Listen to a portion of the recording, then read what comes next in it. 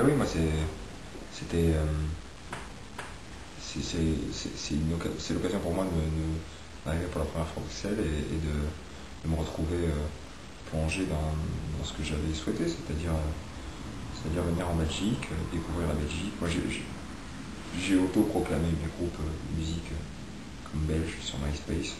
Je trouvais qu'on avait plus de crédibilité, c'est la musique que j'écoute aussi souvent, notamment dans le rock que j'aime voilà, il y a plein de choses qui me touchent beaucoup dans le milieu artistique globalement, depuis des années aussi dans l'art aussi. C'est le pays du surréalisme ici, tout le monde le Ouais, dit. c'est pas ça, bien sûr, mais c'est toutes ces références-là qui font partie de mon héritage aujourd'hui, mon héritage global culturel, et je pense que plein de petits points de chute ou de début de réflexion sont nés ici. Donc c'est important pour moi de découvrir, en tout cas, avant de me sentir accepté, je l'espère, mais en tout cas de découvrir. Alors tu vas pouvoir nous aider à percer un secret parce que tout le monde se demande quelle est la particularité de la musique pop-rock belge, en l'occurrence Ginzu, Gervin Away, Charcot, qu'est-ce qui les relie et on dit généralement que quelqu'un qui voit ça d'extérieur peut mieux en parler que ceux qui sont dedans. Alors est-ce que tu as la clé?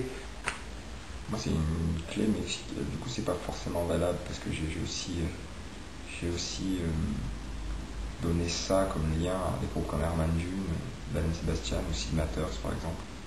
Je pense que la clé de ces groupes-là, c'est la mélodie. La mélodie liée étroitement à la mélancolie sur des morceaux qui sont souvent plus efficaces. Enfin, c'est comme ça que je les comprends. C'est comme ça qui me touche. En tout cas, je pense que c'est le cas vraiment de Charcot, Kardinaway notamment, et Ginzu d'une manière plus efficace dans le sens de l'énergie sur scène. C'est aussi flagrant. C'est-à-dire que peu importe l'impulsion des riffs de guitare, peu importe tout ça, il y a une vraie mélancolie qui se balade entre tout ça et qui fait que ça donne du liant et de l'impact sur les titres. C'est comme ça que je l'ai vu. Je pense que c'est lié aussi au climat, pour moi. Parce que c'est difficile de faire du rock dans le sud de l'Italie. Je pense que c'est difficile de faire du rock en Espagne.